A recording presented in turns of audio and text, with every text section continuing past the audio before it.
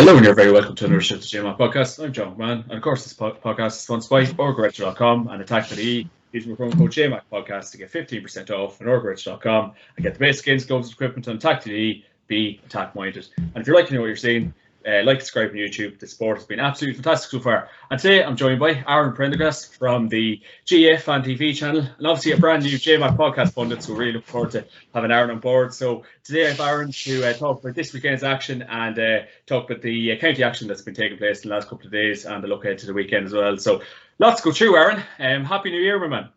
Yeah, Happy New Year to you too, John. Great to be on and part of the JMac podcast punditry team. I'm excited to join the lads anyway, and definitely looking forward to getting stuck into hopefully a good year of action, and hopefully anyway the Dubs do well and there won't be too many discussion around Mayo defeats and all the rest. But no, I'm looking forward to it now. Like, I mean, we're only a few weeks away, and hopefully now, like, with all this COVID crack goes away and we can focus on the games and focus on our, like, the first proper championship and league season since 2019, really, like first full league championship with qualifiers and all the rest as well. And it's kind of mad to think 2019 was the last time we actually had that. So yeah, no, I'm buzzing to look forward to it all now. Yeah, definitely, Aaron, definitely. Did you have a good Christmas? Did ourselves spoil you? Yeah, got us a few bits. I got her a few bits. All the rest, you know, the usual crack around Christmas, like. And yeah, no, Christmas was good. Like, I've plenty of family down in Westmead and Tipperary and whatnot, so normally we'd go down there, but obviously because of Christmas, like because of the restrictions and all the rest, couldn't manage to go down there. I don't know if that's a good thing or a bad thing, because normally when I go down there, you know, it's a bit of piss take and all the rest, and you know, it's almost like you're a caveman going down there because you're from Dublin. You know, it's like they haven't seen a Dublin man in their life. You'd swear you're coming over from South America or Colombia or something like that, you know, or something crazy like that. But I know it was a great Christmas. Now, what about yourself? Same as that, sir. Same as that. Sure, I think it's well publicated that myself and herself and the wee man picked up the COVID. So out the other side of it, we were living like cave people for the couple of days. But look, we family nearby anyway, so it was fine. And wee man came away from it unscathed. So that was the main thing. Full focus on him more than us. I think we were growing up at this stage. But no, it's enjoyable, quiet, like everyone else really. So thank God, just the new year. Would you have any resolutions for the new year, Aaron? Or? I'm not too sure. Like, I don't really believe too much in resolutions, in all honesty, because it's kind of no point. Yeah. It's a bad enough times it is. Yeah, it's almost like it's a new week, it's a new day. Like, you know, it's the same as any other week. Realistically, like, to be honest, mainly just keep doing what I'm doing and all the rest. And I definitely, like, you know, because I joined the gym there, I think at the start of December, and I had a good kind of run in the gym there for a while pre-COVID, and then COVID happened and I had to cancel the membership and all the rest, and I kept up home workouts there for a while, and that was good, and all the rest, it was good. But then during winter, when it's cold and all the rest, it's very hard to kind of get yourself motivated. So I joined back in December and went a few times, but definitely haven't kept up that consistency yet. So I think that's the main resolution this year now anyway. But other than that, you know, mainly just keep doing what I'm doing, keep focused and all the rest, and yeah, that's all you can do really. You can only kind of focus on, you know, what you can control, I suppose. So that's the main one anyways. But no crazy resolutions like starting the guitar, or, you know, you see people sometimes dieting and all the rest. No, we'll stick to all that anyways. Brilliant stuff, Aaron. In fairness, though, there's no point making plans, or I think the times we're in, I think there's no point, because I was watching Off the Ball there this morning, and they were just kind of saying there's no point having any resolutions or goals, or, you know, be nice to yourself, eat what you want, have that slice of cake, I don't know, have that extra pint, because this crack is not going to be finishing anytime soon, Aaron. So, but anyway, best luck for the new year, big man, and really looking forward to having you as a pundit this year. So we'll crack into it. We'll just talk about this weekend, or this week's action thus far. And obviously on Monday night you had Sligo against Leitrim. Sligo 121, Leitrim 117 in the brand new Connacht GAA Aerodome. A very, very impressive facility. Andy Moran over Leitrim. And all excitement and buzz up there, but a good win for Sligo, and what a fantastic facility that is, Aaron. Yeah, no, like, I mean, that Air has been talked about quite a bit, all right, and fantastic that they could have a game in there, and you'd wonder, like, what else they could potentially use it for now in the next sort of couple of years, whether they could maybe have even more games in there, something like that. It's definitely a brilliant facility to have. And I think Mayo's McHale Park at the minute is under construction at the moment, so Yeah. that'll be a fantastic venue maybe to have for big games in Connacht and whatnot. Obviously, you can't have that many people in there. You can't have that many spectators in there, from what I know. But in terms of a training facility, like, it looks state of the art stuff, and it looks, I'd imagine if you're a young Sligo player coming through or a young Leitrim player or whatever, to have an air dome like that and to have a facility like that you could train at is definitely, that's one of the things that could make you commit and I suppose make you get on board. But yeah, no, fair play. Like, it looked like a great game from what I've seen. I've seen some of the highlights, like, and to see Emlyn Mulligan back in the Leitrim team, I think that's a big one. Like, because it was only a few years ago Leitrim were in Division 3, and even when they were in Division 3, like, it wasn't, it was actually Louth who got relegated, losing every game. Leitrim beat Louth. They drew with Derry at the time, and look how well Derry are doing now. So plenty of good players in there, like, and although they got beat in the Sligo game, like, they probably did rotate quite a bit, brought a few new lads back into the panel. And when you look at Ballinamore, Sean O'Heslin's as well in the Connacht Club Championship, like, I think Andy Moran's got a good pick of players there, like, and you'd be looking towards them maybe to push for Division 4. But Sligo as well, like, I've seen Pat Spillane committed to Sligo there, Pat Spillane Jr., which is a crazy one, like, because it was it was looking like Dublin or Kerry were the two mains. And to be honest, I couldn't, not in a million years could I ever see him playing for Dublin, in all honesty, given the fact that, he's Kerry true and true, let's be honest. You're not going to have a Kerry man playing for Dublin. I don't think that's going to work. But I would have been sure that he'd at least come on board for Kerry. Like, I know they've plenty of options in around the middle, and you've seen Stefan Ockenbohr there. He looks like a phenomenal talent in there, but he would have been a good addition. So interesting that he chose Sligo. And fair play to Sligo, like, they're making use of that parent rule, because I know Peter Naughton, who actually plays for Knockmore, he's one of the starters on the Knockmore team. He plays for Sligo as well because his dad's from Sligo. So I don't know if Tony McEntee's sort of thinking outside the box here, and he's thinking how else can I improve this team. And fair play to him, because that might be a way forward for some of the so-called lesser counties. But yeah, no, great to see the action back, and I suppose cracking game as well. 121 to 117, high scoring enough, I suppose, for wintry weather and all the rest. 100%, and again, you're not going to get that outside. I think seeing someone saying during the week, if that game was played outside and in the wintry wet conditions, that scoreline's never going to happen. But of course, and obviously like, there is good signs from both teams there, and obviously Emlyn Mulligan coming back, his first game for Leitrim since the 2019 Connacht Championship game against Roscommon, Aaron. So it's great to see a player like Emlyn back. He's a leader on that team, and I believe he had to play a trial game, so it goes to show it's very nip and tuck within Leitrim at the minute. So I suppose things are looking up for even the likes of Leitrim, and obviously I think they're playing ourselves now in the first league game. So improvements like that, Andy Moore coming into manage Leitrim this year too, Aaron. So things are looking up for them, I suppose. Yeah, definitely. Like, and even the fact that they, Emlyn Mulligan had to play a trial game, that probably shows you that a lot of lads probably showed up to a trial to, with the fact that Andy Moran's maybe there. Like, they were saying, obviously there was multiple reports last year when that Mayo game came around that they didn't have enough lads in training and there wasn't enough lads committing and all the rest.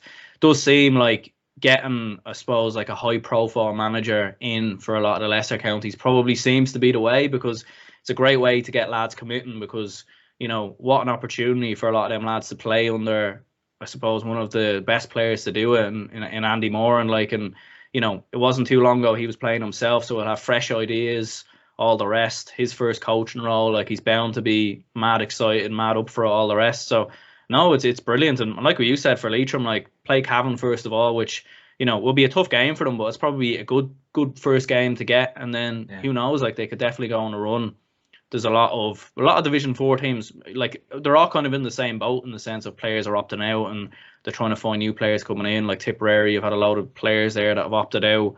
I think Wexford have got a few players back on board, so it's going to be very, very exciting stuff. And you would definitely look at Leitrim as a team that can push for Division 4, because it was only, I think it was 2019 when they got promoted. I think they won every game barring the two games against Derry, the league final and the league game. This is when Derry were back in Division 4, so they have the experience of coming through there before. And if Ryan O'Rourke as well, for whatever reason, he didn't really play for Leitrim last year. I don't really know what the what the story is there. But if you have Ryan O'Rourke and Emlyn Mulligan in your forward line, I mean that's a great team, and that's definitely a team that can get out of Division 4 in my opinion. And a quick word, obviously, on Sligo, Aaron, managed by Tony McAtee, a man with great football and tradition. It's a good win for them. It's a good start. He was obviously going there for the win. So to put up a score of 121 in your very first game of the year, Aaron, that's good shooting.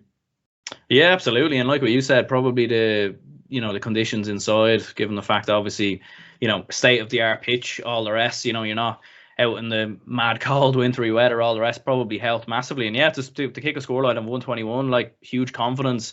We were saying there about Leitrim pushing for Division 4, and Sligo, like I think Red Oak Murphy opted out there, which is a huge loss for them. Like he was a big up and coming talent there, but plenty of players coming through there with Sligo. Like they've had a huge turnover there in the past couple of years, with the fact that they kind of clung on to that kind of aging team that won them the Connacht title there back in, I think, was it 2007 or 2006 or something like that. They kept a lot of them players on board till 2016, 2017, and they've had a high turnover really since then. But yeah, good waves in Sligo at the minute as well. Like their minors won the Connacht Championship last year as well, so they're definitely moving in the right direction, and plenty of good players coming through there at the minute. And like what you said there, to rack up a scoreline of 121 in your opening pre-season game, like that's huge, and it'd be interesting to see how they get on against I think it's Roscommon this weekend. So that'll be a good game for them as well, because I think it's probably good that Mayo and Galway are playing each other on the other end, because although Roscommon are a few levels above Sligo, Roscommon might rotate for that game, and it might give a chance for some Sligo players to get a crack at a Division 2 team, which as we've seen really with the way the championship is structured, you don't really get too many opportunities other than that. So yeah, I'm looking forward to that game as well. Absolutely, Aaron, absolutely. A great way to start the GAA year, because that's a serious scoreline. And well done to Sligo, and commiserations to Leitrim on Wednesday night. You in the McGrath Cup semi-final, you had in Austin Stack Park, you had Kerry 223, Limerick 6 points, and Jack O'Connor's back, Aaron. This is a very, very strong team that Kerry put out. They look like they're taking no prisoners. They're really going from the jugular for minute one, Aaron. So that's not bad kicking at this time of year. Yeah, it's an interesting one. Like, very surprised they went as strong as they did. In all honesty, like the fact that David Clifford's playing, Paddy Clifford, obviously Stefan Ockenbohr came in there as well, but very, very strong team. Killian Spillane in there as well. Like, not far off their, top starting 15 that they'd usually play. Like maybe a few players missing in there. They changed around their defence a little bit, but yeah, interesting that Jack O'Connor went as strong as they did, and a complete demolition job of Limerick, which heavily rotated their team. So I suppose in some ways, like you'd feel a bit bad for the Limerick lads in some respects, given the fact that they rotated their team quite a bit. But I suppose for Kerry, I mean, that's one way to start, and it probably shows you that Jack O'Connor means business. Like he's probably gonna start the league campaign strong, and I had a feeling coming in that Jack O'Connor was going to rotate quite a bit during the league and try different things out. Maybe he's going to rotate the defence and try a few different things out there, especially with Paddy Tally coming in and all the rest. But yeah, to go as strong as that for a pre-season game is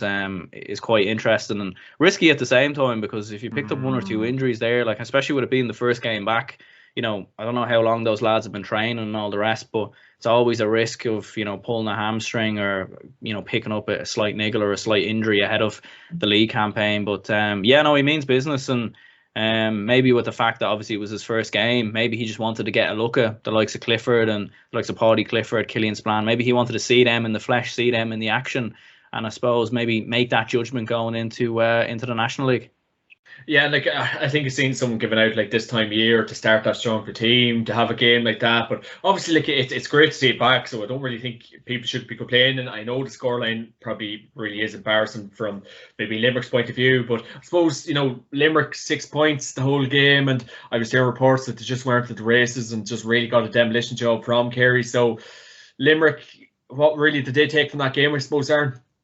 Yeah, it's a hard one. Like I know Danny Neville opted out for Limerick, and I think you had the likes of Ian Corbett who were still playing for Newcastle West a couple of weeks ago. So they probably don't have their strongest team back yet. And I don't know. I still think Limerick are probably going to push for Division 3. In all honesty, I think they've made a lot of good strides this year, and in the past couple of years, very well built team, like good defensively. And it is a heavy defeat to take, but I think it's one of them that when you're coming up against a Kerry team that's as strong as that, maybe the Limerick management didn't anticipate Kerry to go as strong as they did.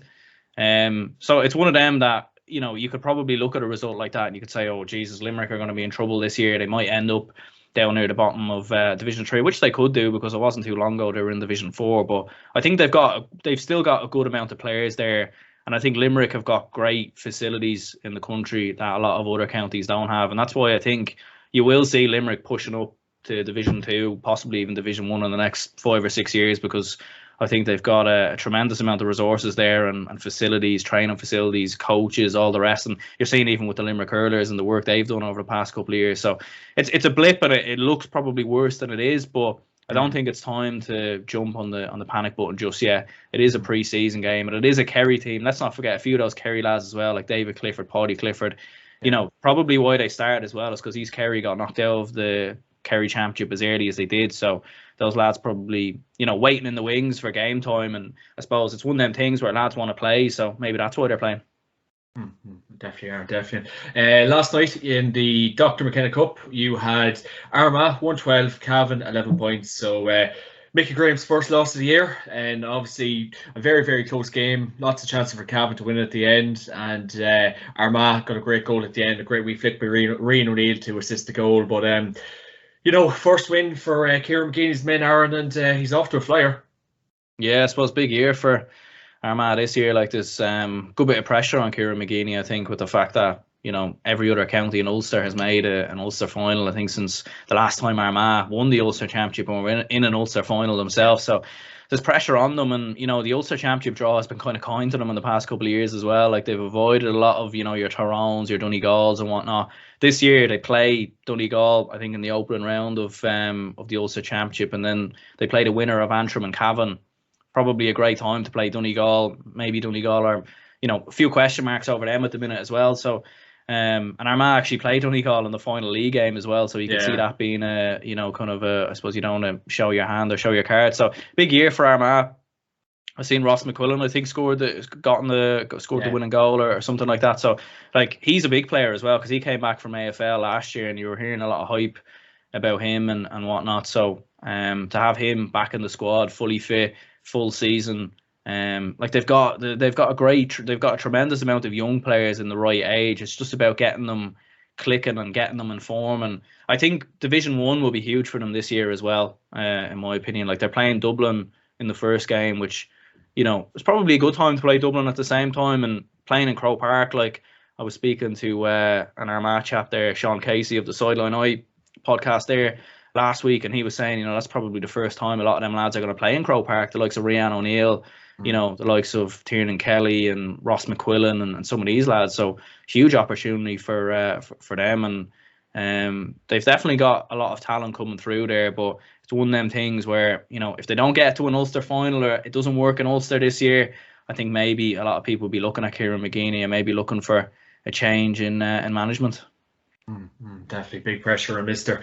McGeeney this year, Aaron. And obviously, like, Cavan 11 points, and I was saying to you off air, you know, we did have massive chances to win it. I think Ray Gallagher had a free near the end to win the game off the ground. I know it was tough conditions, but he nailed the other ones he'd kicked. And then Jack McKenna near the end had a great chance from a overturn, and he was basically not too far in from the post, and he dropped it short. And goal chances as well. And like, in fairness, Aaron, I was saying to a chap yesterday, I suppose if you're watching Cavan this long, you can kind of see past fades coming and creeping up again, and, you know, not having that maybe killer instinct up front, that kind of forward we've craved the last couple of years, Aaron. So, you know, I suppose obviously from an outside look in with yourself is from the Cavan point of view, but, you know, is this going to be a same old story with this year? Like, I know we have to get promoted out of Division 4, but, you know, 11 points, you really realistically should have won the game. I know you might get seen the highlights of it, but, you know, from a Cavan point of view, Aaron, what would be your take on it?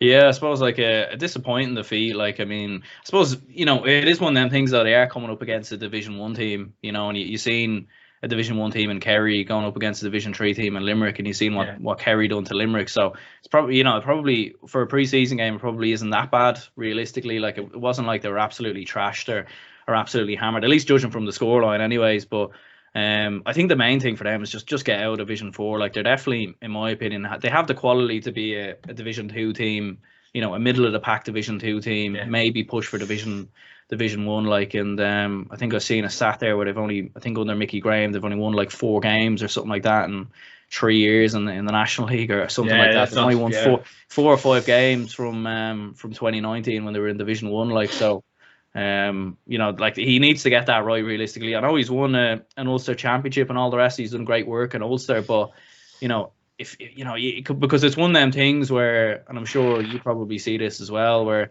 it's probably very hard to have lads committing, when you're in Division 4 and all the rest. And they definitely have the talent. Like, they're one of them teams that definitely could push up there to Division 2, but I don't know. You probably know better than me in terms of what's actually gone wrong there. But it is an interesting one, and maybe if you have Thomas Gallagher back in there this year, Padraig Faulkner, players like that. And you were obviously talking about Sean McAvoy as well. Like, I don't know if you could. He's with the soccer team or something like that, is he? Yeah, he's not in. He wasn't there yesterday. He wasn't even listed in the 26. And even from that point of view too, there was no kind of rammer men. They won the championship, to my knowledge, really involved yesterday. Jack Brady, James Brady, I was going on about them lads to you a couple of weeks ago. No sign of them men just yet. Maybe they're taking a bit of a break after the long spell with Rammer in the championship, Aaron. But you see, I suppose what I'm saying is, if you're just watching something so closely, and I suppose what's the definition of insanity, seeing the same thing over and over again and just expecting the same results. But I just think past failings and kind of not being able to inherit this forward and bits and pieces like that, and you had the chance to beat Armagh yesterday, Aaron. It's could be in for a long season. Yeah, like, it's one of them things with Cavan as well. That, like, from watching them as well over the past couple of years, they don't seem to find that consistency in their performances. Like, the only real consistent spell I think they've had under Mickey Graham is when they won that Ulster Championship. And even at that, when they won that Ulster Championship, like, you forget as well that a lot of them games were very close. Like, in the Monaghan game, they were probably down and out. Monaghan were there, and Monaghan probably should have finished them off. Like, I remember Raymond Gallagher made some big saves, and obviously you get that late point, send it to extra time. Like, probably got a little bit of luck along the way in that run into the final. You think it down as well. I remember they got a controversial goal disallowed and all the rest, and I know the performance against Antrim wasn't particularly great, and not to discredit Cavan, because fair play to them, like, and they were definitely deserved. Like, they were by far the better team against Donegal in the final, and I think from what I remember as well, they had a player unfairly black-carded in that game as well. So I suppose it swings around in roundabouts, but it is just finding that consistency, because it's one of them things where winning breeds confidence, like, and you're not gonna gain any confidence if you don't win games, like. And for a team like Cavan, when you're getting relegated 3 seasons on the spin, and you're winning 4 or 5 games in, I think, 18 or 19 National League games, like, that's nowhere near good enough. Like, so they have the talent to do so, and you're looking at those fixtures in Division 4, and I'd be stunned really if they didn't get promoted. I think if they don't get promoted from Division 4, I think the problems probably go deeper than just the management and all the rest, to be honest. Yeah, definitely, Aaron. And the buy-in just doesn't seem to be there from a lot of point of view, and I think you made a very good point there. If you're in Division 4, the lust to play for Cavan would be very low at the minute. So, and it's not going to get any easier. You have Tyrone and Tuesday night in Kingspan Breffni at 8:15, so it's not like the fixtures are getting easier. So I suppose roll on the league, Aaron, I think, as a man once said. But so we can focus on the fixtures this weekend.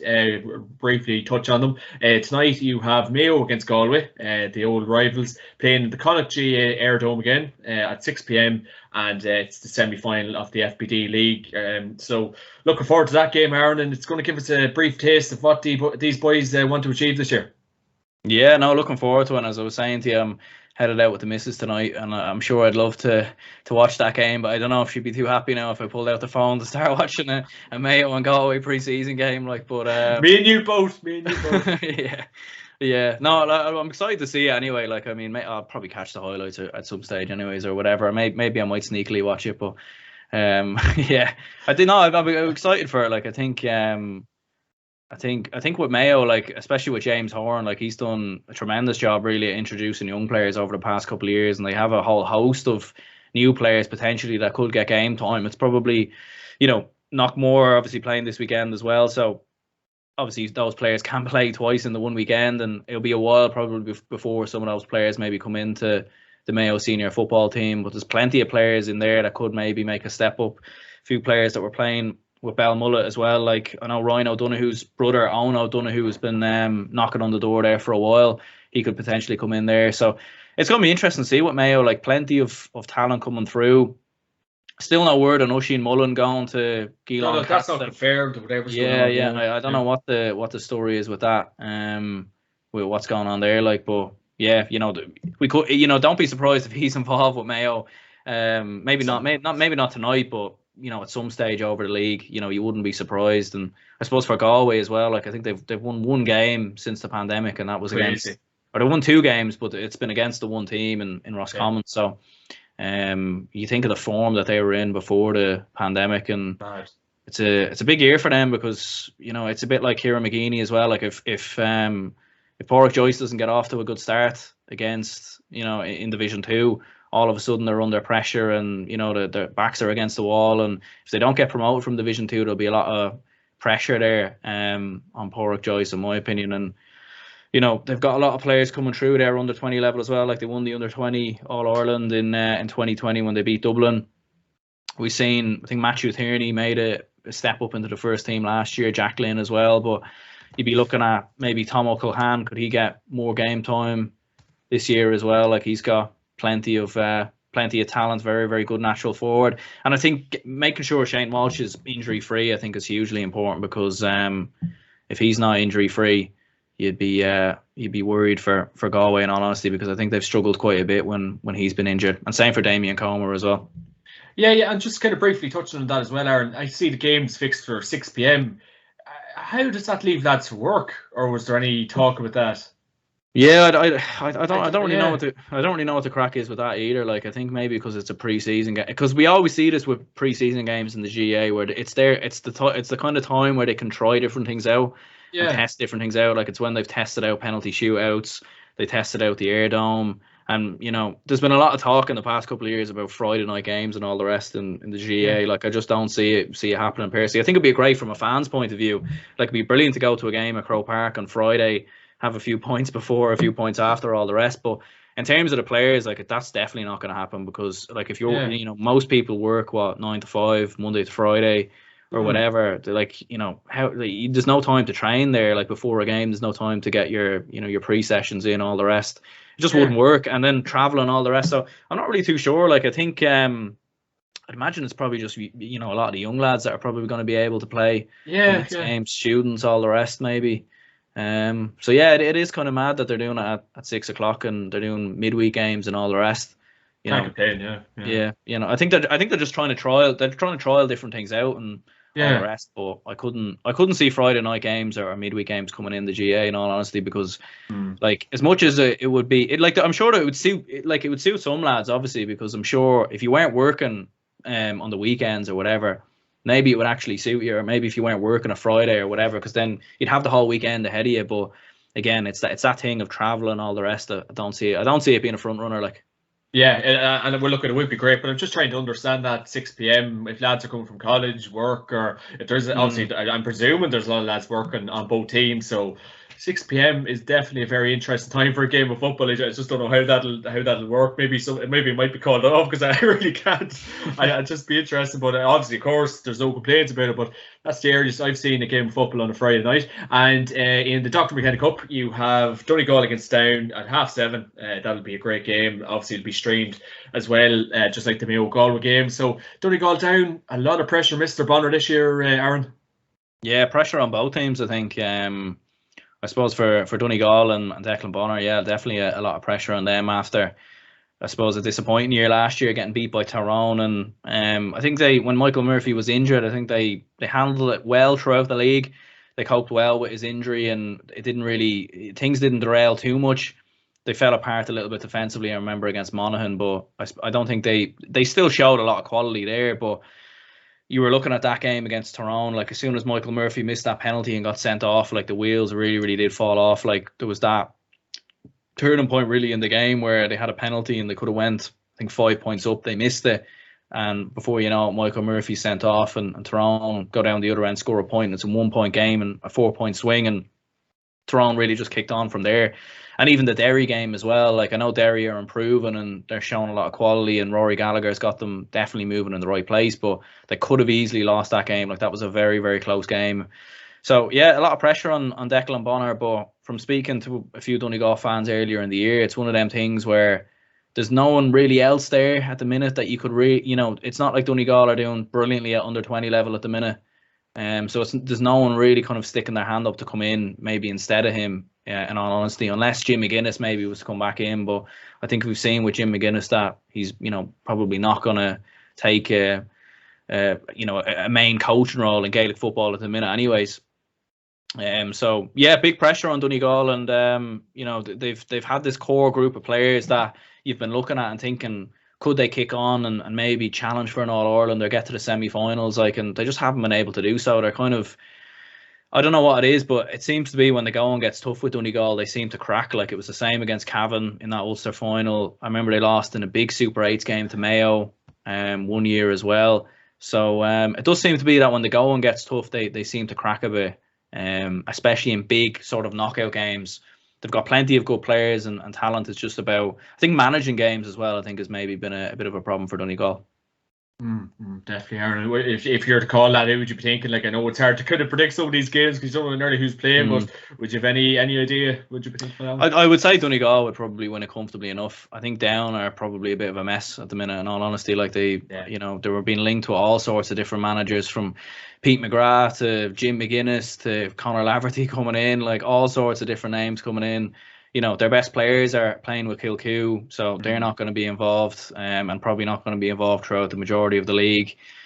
It'll be interesting to see like what happens with Caelan Mooney or Barry O'Hagan. Like they're probably two of their top players there. But you'd be worried for them in Division 2. Like they've plenty of quality there, and but I just don't think they have their house in order, to be honest. So yeah, I'll be going with Donegal to win it, I think, comfortably enough. Yeah, all signs are pointing towards that direction, it's Aaron. And Derry v Monaghan in Owen Beg, home advantage of Derry. That game is at 7:45, so lots of good games. I don't know how we're going to keep track of them tonight, but looking forward to the action. Derry Monaghan, Aaron, what do you think for that one? Yeah, I can't wait to see Derry in action, because they're definitely probably one of the most exciting up and coming teams. And I think one of the things we've seen in Gaelic football really over the past 6 or 7, 8, 9, really since 2010, is we've seen the same teams kind of in semi-finals, like same teams year in, year out. I know Cavan and Tip obviously won their provincial championships that year in 2020, but other than that, it's been the same teams all the time. So to see a team like Derry coming through, Conor Glass, Kieran McFell, Shane McGuigan, these guys, a lot of very, very good players in there. And obviously Conor Glass and Kieran McFell probably won't be involved this weekend, and I know the slot Neil Hurlers are still going at the minute as well. So that'll be the only problem for Derry, is they're not going to have their best sort of players available to them quite early on in the league. But I think for Rory Gallagher, I think pre-season will be good, because he hasn't had that many games as a manager of Derry because of COVID and all the rest. So he'll be very excited, I think, to test out players, to try players out. Monaghan have obviously brought through a good few under 20 players in the past couple of seasons, like Aaron Mulligan and whatnot. So yeah, if I was to choose anyone, I think the Derry hype is there, but I think Monaghan would probably have a bit of a stronger team maybe in pre-season, so I'd probably go with them to get the victory. Yeah, that would be a very tight game, no doubt. And on Saturday, tomorrow, you've Longford against Louth in Lanesborough, 2 p.m. In the O'Byrne Cup. So what would be the thoughts on that, Aaron, going in? Because lots have changed down in Longford. They finally got a new jersey after about 25 years. They have a brand new management team, 2 Cavan men gone up there to help them out. So good buzz up there, and obviously Mickey Hart's Louth, Aaron. Yeah, I don't know what the crack is with Longford. I mean, I think they were the last team to bring a manager in as well. Which and they've plenty of good players in there. Like we were chatting earlier, like Rian Brady. You've got Darren Gallagher in there as well. We'll see what happens with Mickey Quinlivan as well, or not Mickey Quinlivan, sorry, Mickey Quinn. That's it. Yeah, close enough. Mixing up names as always, anyways.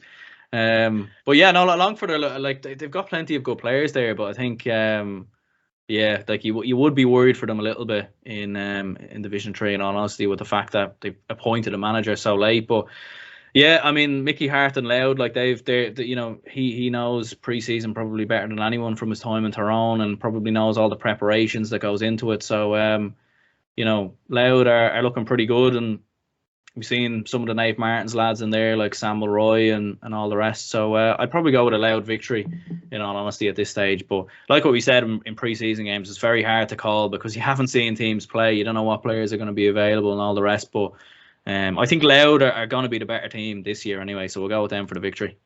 Okay, perfect. And Offaly against Dublin. The Dubs are getting their season started after a long winter, after Mayo beating them in the All-Ireland semis. So lots of time to think, get players on board and ins and outs. We've obviously seen Paul Mannion saying that he's not going to commit this year, maybe for the foreseeable. His counties might be done, Aaron. So, but obviously Offaly against Dublin tomorrow in O'Connor Park at 2 p.m, Aaron. So look forward to that one even.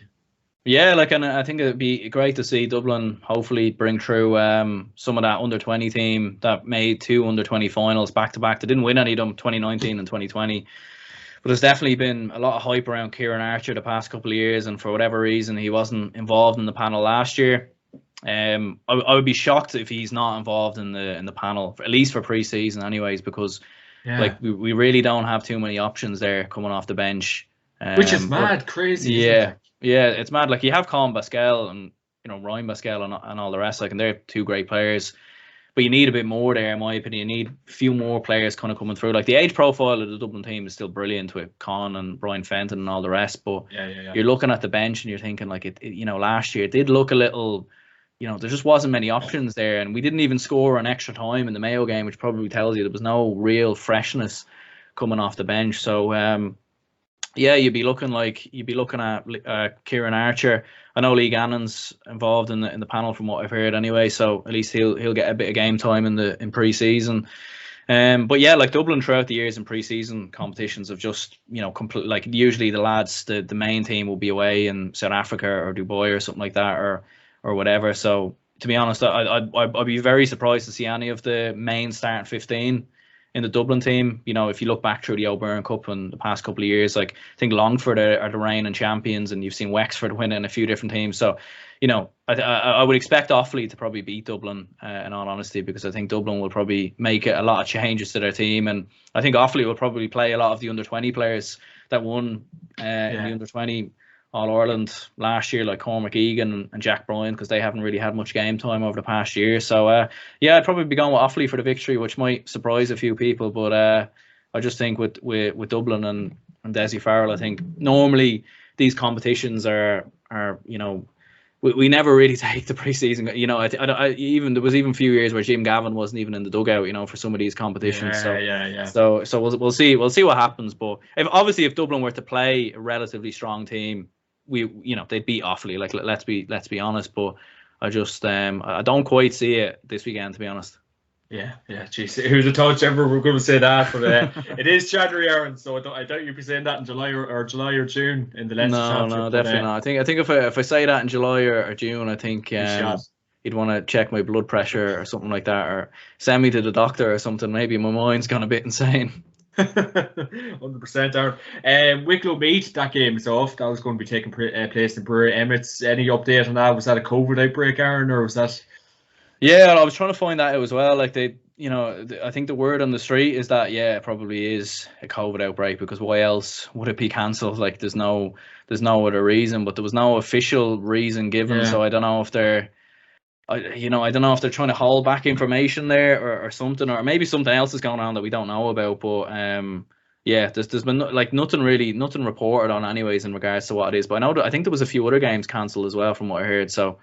Because you're seeing obviously over in England at the minute with the Premier League and all the games being cancelled there, like, and they're professional athletes, like they can self-isolate, when they're not playing football, they're probably at home, so obviously with Gaelic footballers, it's hurlers and all the rest, it's an amateur organisation, so they all still have to go to work. So that would be the big worry, I think, going into the league this year, is that we don't have a situation like in the Premier League where you're seeing some games being cancelled and all of a sudden you've one team that's played 5 games and another team that's played 1 game, because it ruins the integrity and the flow of the competition, where you'll probably have because in the Premier League, for example, you're probably going to have a situation where some teams are finished their season, other teams aren't finished their season, and the league will probably go on till June, and it just ruins integrity, because the most exciting thing is when all the teams are level in terms of games played, because you can match up points and you can look forward to the upcoming games. But yeah, that would be a big thing really, is hopefully we don't sort of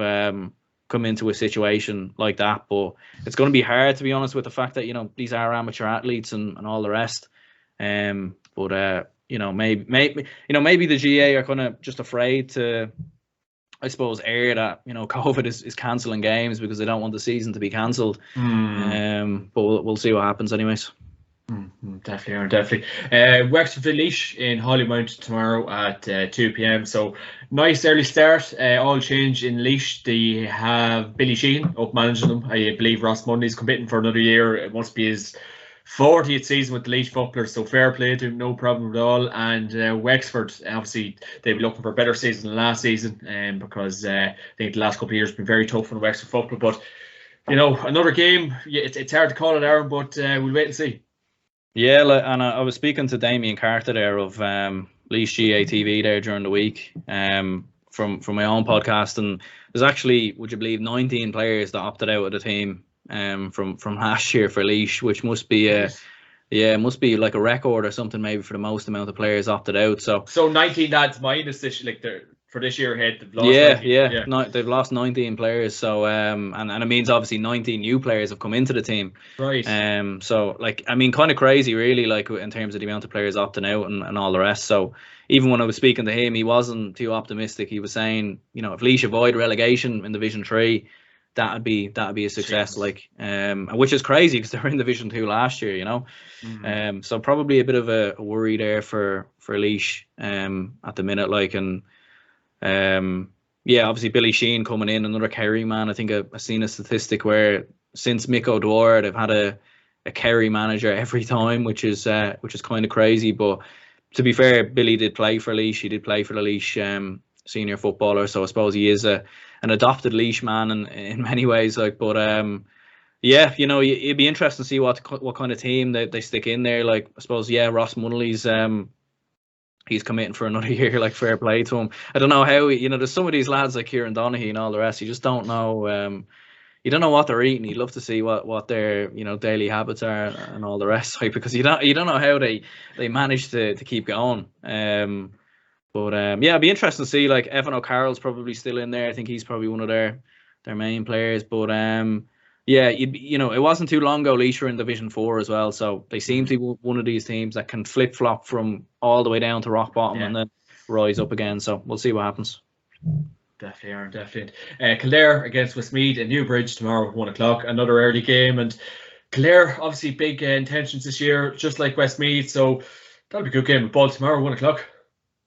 Yeah, it should be a great game. Be interesting to see what happens with Kildare this year without Jack O'Connor. I'm sure they'll want to hit the ground running in Division 1 because I think their first game is against Kerry. So I'm sure those lads will want to be in tip-top shape to, get one over their former manager, who probably abandoned them in, I suppose, crazy circumstances, really. He put his hat in the ring before there wasn't even a job, which is kind of crazy. Like, you don't see that too often.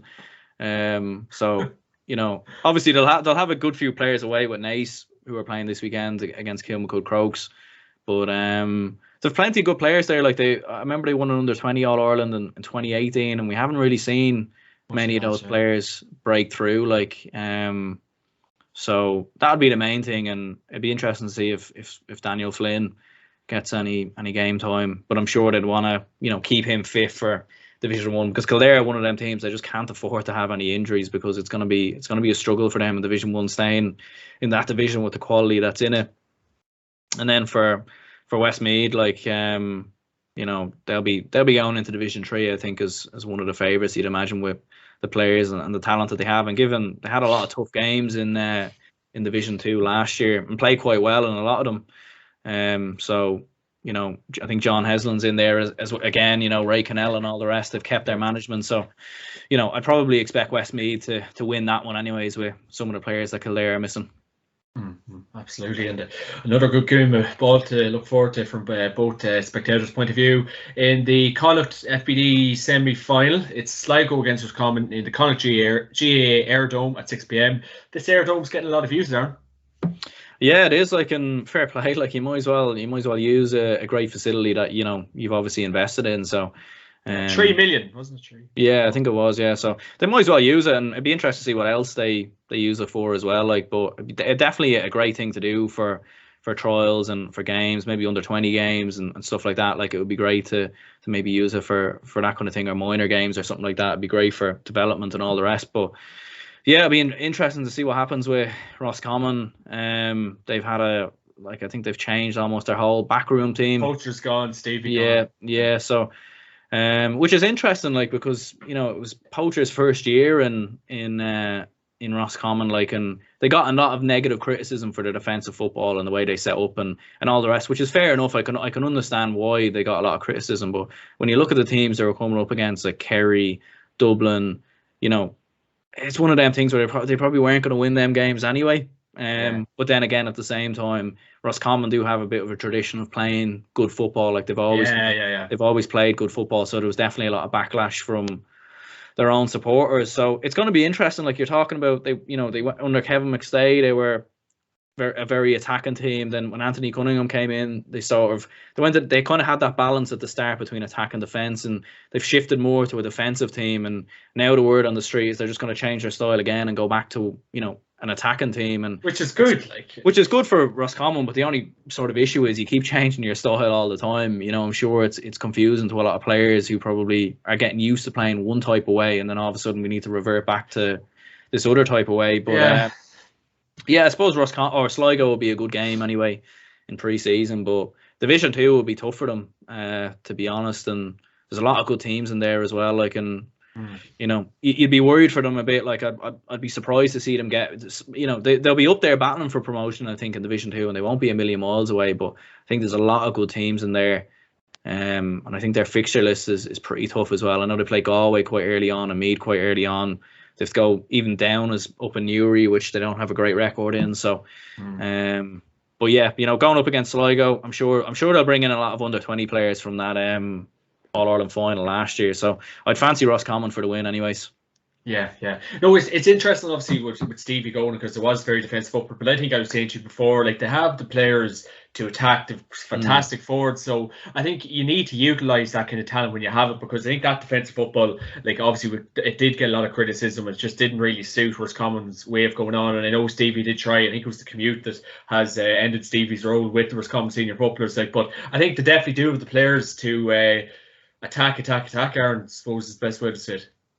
Yeah, they definitely do have the players, and the defensive system probably didn't make sense in the first place. But if you're gonna make that commitment of going with a defensive system and playing that type of style, and you're gonna bring in all these coaches and put all this effort into this style, you might as well stick with it, and like with the wintry conditions and all the rest, and with the fact the league is in late January, early February, like, there probably will be a lot of low scoring games, and it probably would be a good time for Roscommon maybe to play a system like that in Division 2, because I think it probably help them. But at the same time, like you said, they definitely do have the players to play on the front foot, like Conor Cox, who was definitely not suited to that system whatsoever in that game against Galway. I remember he was nearly playing at halfback at different stages in that game, and just giving away fouls. It just didn't suit him. So I think it's about finding that balance where, I think, because the reason why they went defensive, and I think in the first place, was because they never really had a great defense. So they probably had it in their heads, well, we'll build defensively, and sure, we have the players going forward anyway, so we'll do enough, I suppose, on the counter attack to chip away with a couple of points. But we've seen in the end they were just far too defensively in the end. So it'll be good to see them attacking on the front foot, and the Smith and Conor Cox.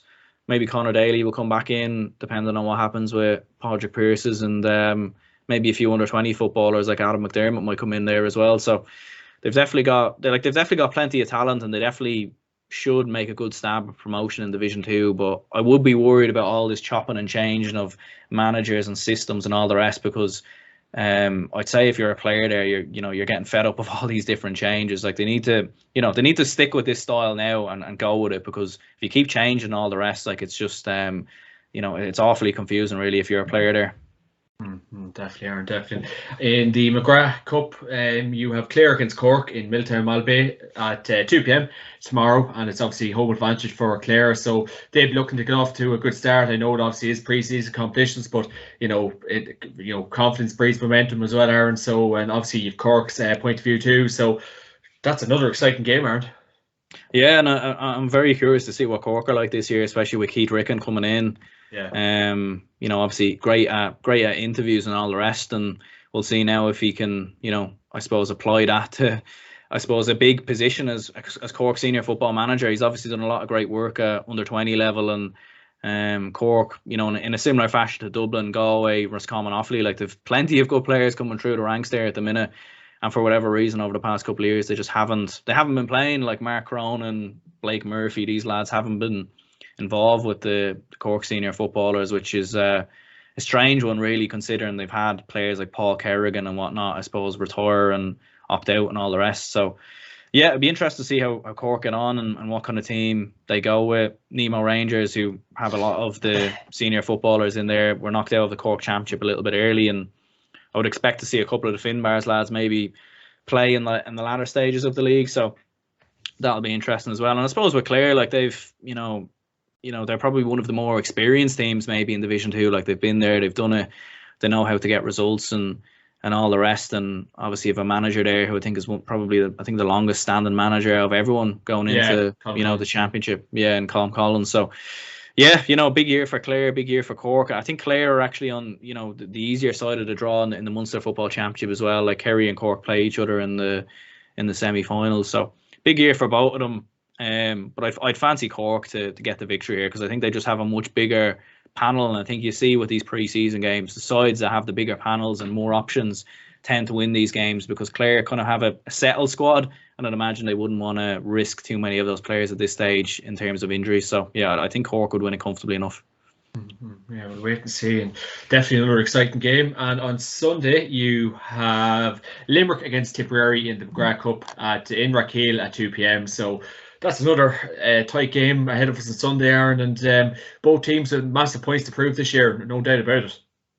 Yeah, and I suppose we were chatting off air there about like some of the players that have opted out for Tipperary in terms of Mickey Quinlivan, and Brian Fox is retired. A few other players in there as well that have opted out of the team. They obviously don't have Colin O'Riordan, who's away in AFL. He was obviously a big player when he came back that time in the Munster Championship when they won it in 2020. So yeah, I think it's a big chance for Tipperary to try out a couple of players. I think it was Mark O'Connor was his name, who was very good in the under 20 football championship there last year for Tipperary. So, I would expect him maybe to play. And for Limerick, I'm sure they'll want to bounce back from that defeat to Kerry. As we were saying before, like, it's definitely not time to hit the panic button just yet for Limerick, but I'm sure they'll make a couple of changes, and they'll want to, I suppose, bounce back from what was a heavy defeat. So I'd probably go with Limerick to get this victory. Definitely. And then the Dr. McKenna Cup on Sunday at 1:30 in Clonus, you have Monaghan against Fermanagh. So local derby there, Aaron. And of course, I know it is early days, but Fermanagh would want a bit of revenge on that, because obviously Monaghan did beat them in the championship last year. So hopefully a big open game on Sunday. And obviously Fermanagh under the new management of Kieran Donnelly, and Monaghan have Mr. Liam Sheedy in the backroom team. So a lot of stuff going into that one, Aaron. Yeah, it's interesting. Like, it's almost like Liam Sheedy and Jim McGuinness got confused or something in the roles that they were applying for. It's almost like they walked into a job centre or something like that and picked up the wrong application, because Jim McGuinness is with the Waterford Hurlers and Liam Sheedy's with the Monaghan Footballers. I'm not too sure what's going on there, but it does seem to be a common trend though. Like, you see, Kieran Donaghy was with the Galway Hurlers there for a brief period of time. Pat Gilroy was manager of the Dublin Hurlers for a year as well, which didn't work out too well. But yeah, like it is. Yeah, it's an interesting one. But yeah, in terms of this game, like you'd fancy Monaghan to get the victory. I think Fermanagh they've had a huge turnover of players in the past few years, and interesting that Ricey didn't stick around. I know you were speaking to him on your podcast there, and he was discussing that a little bit. But yeah, interesting that he didn't stick around in that job, like, because I thought they had a good year last year. Like they were in a tough division, you know, and avoided relegation and nearly got promoted in the end. So I thought they actually had a good year last year. But it is one of them things as well where it's, especially with a county like Fermanagh, you see this with some of the other counties as well. It's probably only so far you can take them and so much you can do there. And when you're having a lot of lads opting out and players not committing, it's probably it's a tough job, you know. And you can understand why probably a lot of counties in and around, you know, Division 3, Division 4 probably struggle to get managers in. But we'll see what happens. But yeah, you'd probably go with Monaghan to win this game anyways, I'd imagine. Yeah, definitely, Aaron. Definitely, we'll be keeping an eye on that one on Sunday. And then tomorrow, you've the Leinster Club Senior Football Championship Final, Kilmacud Crokes against Naas in Croke Park at 5 p.m. and the game will be live on Atak.ie. So a game we're really looking forward to. And obviously, Paul Mannion said he's good to go as well, Aaron. So that's a huge addition to the Kilmacud team. And obviously, we heard talk about during the week that he's going to be injured for it. So that's a massive addition going up against Owen Doyle and Eamon Leper-Callahan. So that's going to be an absolutely mouth-watering game, Aaron. Yeah, it'll be a big game. Like, and I think for Kilmacud Crokes, like it's been interesting because there's been times where you've been like, they're surely gonna get beat here. They've been poor, or they've underperformed a lot of the time, but they seem to keep coming back and finding ways to win games. Like against Jude's, I thought they were pretty poor in the first half, and Jude's looked like they had the game won, and they managed to somehow turn around and win the game. And it was the same against Port Harlington as well, who were 6 points up, I think, at half time. But Kilmacud Crokes are looking pretty good at the minute. You know, Paul Mannion, Dan O'Brien, a good midfield in there, and Diaz and Ben Shovlin. So like Kilmacud Crokes are looking pretty good. And I suppose for Naas, when you have a player like Darragh Kirwan, you feel like anything can really happen. We've seen some of his big goals he's got as well. And as we were speaking on my own podcast with yourself, like they've definitely been a club that's been doing a lot of work in the past couple of years, not just in football, but in hurling as well. Yeah. So they're looking pretty good. And it is one of them where I'd have a sneaky feeling that Naas could win it, because I feel like Kilmacud Crokes they've had a lot of underperforming or underwhelming performances a lot of the time, but at the same time they seem to keep finding a way to win games. And especially with Paul Mannion, like if you get, like, he was quiet enough against Port Harlington, but if you get him kicking and you get him scoring and all the rest, it's, you know, he is one of them players that can do something out of absolutely nothing. So I'd probably fancy Kilmacud Crokes to win up by a point or two, but you know, I think Naas, it wouldn't surprise me if Naas won this game either, because they're a very good team as well with Kirwan and Callahan, and even Brian Byrne as well, who had a very good game, I thought, last time out for Naas. So yeah, it'll be very interesting. And I think for a lot of the club games this weekend, you'll probably see 1 point victories, extra time, penalties probably as well, because it's very hard to call a lot of them. Yeah, and like, is that a massive advantage for Naas? Because look, we could be potentially looking at maybe not fully fit Paul Mannion, and if he's only getting back to himself in the last couple of days too, Aaron. So you know, I think that's a massive benefit for Naas. There's something that should obviously look into. I know they'll be fully focused on their own game plan and their own tactics, but surely that's worth a point or two if you don't have a fully fit Paul Mannion coming into this game, and it's a huge game, Aaron. Yeah, like it's an interesting one. Like there's probably a bit of mind games going on there as well, where you're hearing he might not start, or maybe he will start, because it's a tough one for Naas, because if he was fully fit, they'd probably put a lot of emphasis on him and training and trying to stop him. Whereas now, it's, you know, you could be putting a lot of emphasis on stopping him when he might not even start. And then he could even have a bigger influence coming off the bench because of that. So yeah, it's a tough one for Naas. But yeah, if he doesn't start, it'll definitely be tough for Kilmacud Crokes. But we've seen this in the past before, where you know you can't just rely on one player to dig you out. You need to step up, and I think it would be a great chance for Kilmacud Crokes to showcase that they do have a lot of good players, like other than Paul Mannion as well. Like Dan O'Brien's done very well, and you know, rumours that maybe he might be coming into the Dublin panel later in the year. Craig Diaz, brilliant around midfield. You've got players like Keane O'Connor coming off the bench there, grabbing the odd goal. So plenty of good players in there as well, and plenty of experienced heads, players that have been there before. So you know, you can't be relying on one player, you know, like Paul Mannion to dig you out. But I would expect him to play some part in the game. Whether he starts or not, I'm not sure, but we'll see what happens. The good news is, anyway, he's not going to, well, from a Kilmacud Crokes point of view, is he's not going to be with the Dublin footballers. You know, if he was with the Dublin footballers, you'd imagine, Desi and the panel would be saying, look, you can't start this game. We need you fit and ready for the league. Whereas now, he has this game, and then, if they win this game, they go on to a semi-final. If they don't win that game, then that's it. You'll play a few league games maybe in February or March, but like for Kilmacud Crokes. But it'd be intriguing to see what happens in this game. Like, definitely very excited for it.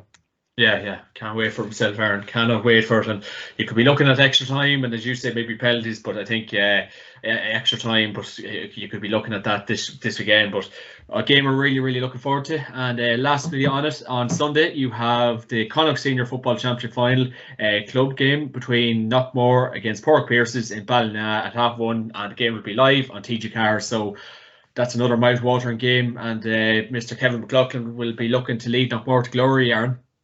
Yeah, definitely. I suppose Knockmore have been building very well over the past 2 years, like winning back-to-back county titles there in Mayo, and they've a lot of good players that, I was saying before, I think to you in the previous podcast, that'll probably play for the Mayo senior footballers at some point, like Aidan Orme and Conal Dempsey and Pierce Rutledge and a few of these lads. But Porrick Pierce is they're a very experienced team, and they seem to, they're probably winning in ways maybe that's not the most fashionable, or they're, winning in controversial ways, obviously, in that Mount Belly and Moylock game. And there was definitely a lot of controversy, obviously, surrounded in that game. But, they're finding ways to win games, and they're definitely probably the more experienced team in terms of they've played in a Connacht Club Championship before a few years back. Conor Daly, obviously, in there as well, Niall Daly. Paul Carey's a great club player and tends to chip away with a couple of points for them. So yeah, I'd probably fancy Porrick Pierce's actually. It's probably nicked this one. I think they've got a little bit more steel and a little bit more strength, physicality in their team, as opposed to Knockmore, which probably aren't at their prime yet. And you seen even in Thurles-Strand, where Thurles-Strand were very defensive in that game, and Knockmore really struggled to break them down. But to give credit to Knockmore, in a similar fashion to Kilmacud Crokes, they found a way to win a lot of their games. It was the same against Belmullet in that county final, and they've a good few times they've come back from the dead and found ways to win. So be interesting to see what happens there, but I just have a sneaky feeling Porrick Pierces might nick it by a point. Absolutely. Well, really looking forward to the action this weekend, and obviously we've Galway and Mayo now in an hour and a half, so really looking forward to that game. So hopefully you might get a few minutes if yourself let you watch it, Aaron, tonight on your big rendezvous. So Aaron, enjoy tonight. Thanks a million for joining me this week, and of course this podcast is brought to you by Orgaretch.com and Atak.ie. Use my promo code JMac podcast to get 15% off on Orgaretch.com and get the best skins, gloves and equipment on Atak.ie. Be attack minded, and if you're liking what you're seeing, like and subscribe on YouTube, as the support has been fantastic. Aaron, your channel, GAA Fan TV, where can people find you?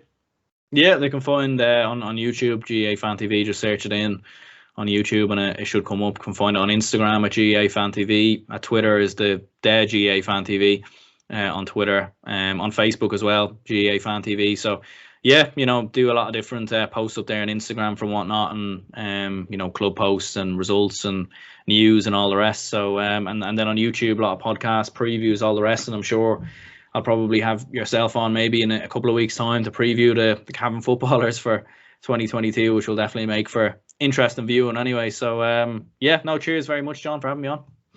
Top on, Aaron. Have a great weekend. Take it easy and enjoy all the action, sir. You too, bud. You too.